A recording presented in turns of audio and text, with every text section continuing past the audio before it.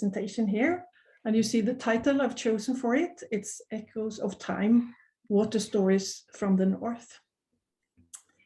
Thank you very much for the invitation to this seminar on water and time. My name is Bodil, and I'm an archaeologist and cultural heritage researcher from Linnaeus University in Sweden.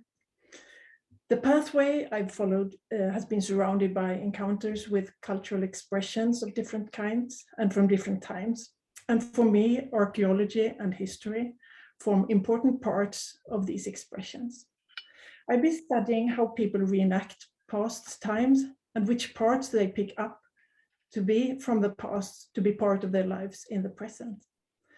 Present and past are interwoven in a very interesting way in our lives today. And different times help to form stories that are connected with who we are today and who we strive to be also in the future. And these stories are fascinatingly changing these days with an increasing awareness of our role, not least for climate change. I also come, as Rachel mentioned, from the transdisciplinary network of experimental heritage. It consists of researchers, artists, and culture workers. The academic researchers in this collaboration come from very different areas, such as archaeology, heritage studies, religious studies, biology, anthropology. And the artists and culture workers come from different areas, such as sculpture, dance, music, poetry, performance, painting, photography, and filmmaking. We've been collaborating in and between 3 countries, Sweden, Ireland, and the Netherlands, but with a special focus on the Swedish-Irish exchange. For some years, with the beginning in 2015, we have been working with an experimental approach to heritage and to see a heritage that is often defined as something definitely past, also has a meaning for us in the present, and in what ways it has this meaning. An explicit way of working has been in the landscape and through engagement with specific places. And what I hope to bring to you today now is my personal experience of the experimental approach that has led to a change of perspective.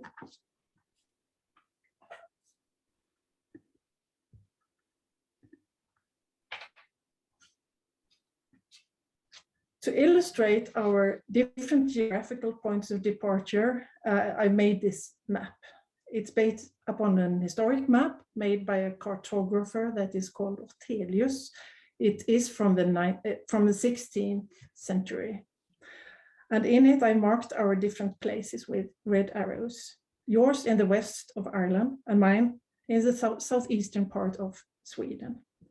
Most of the things I will talk about come from the island of Öland. It's right to the left of the red arrow there. Right now, I'm actually in Lund. It's the green arrow you can see on the map. So you know where I'm positioned just today. This is a close-up of the island of Öland. It's a banana-shaped limestone island situated along the Swedish southeast coast in the Baltic Sea. This map is from the 18th century, made to illustrate a trip that the botanist Carl Linnaeus made to Öland already in 1741. And this map was published in a book that Linnaeus wrote about his journey. And even though he was a botanist, he had a broad interest in nature, culture, and history.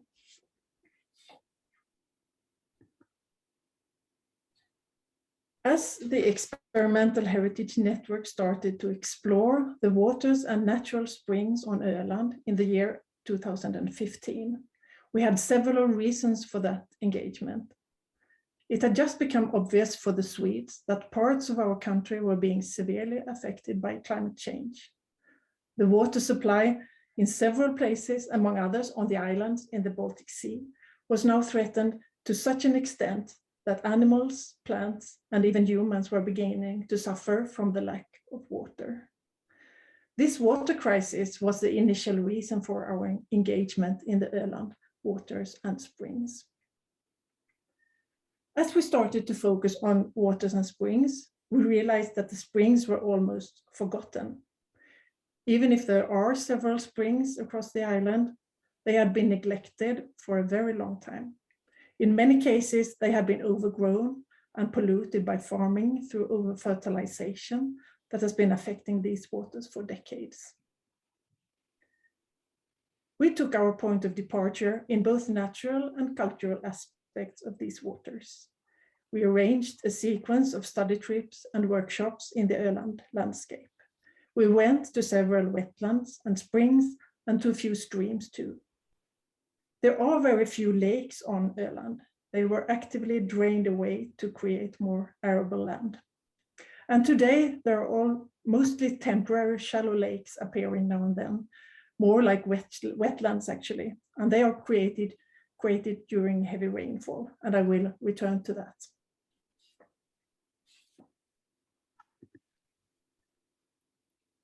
We visited the special area of Sjukällorna, meaning the 7 springs on southeastern Öland, several times, and one time together with an algae researcher and a water expert. They showed us how this sensitive area around the springs had developed for a very long time, and how the life of bacteria, animals, and plants had adapted very slowly to the harsh conditions over a very long time.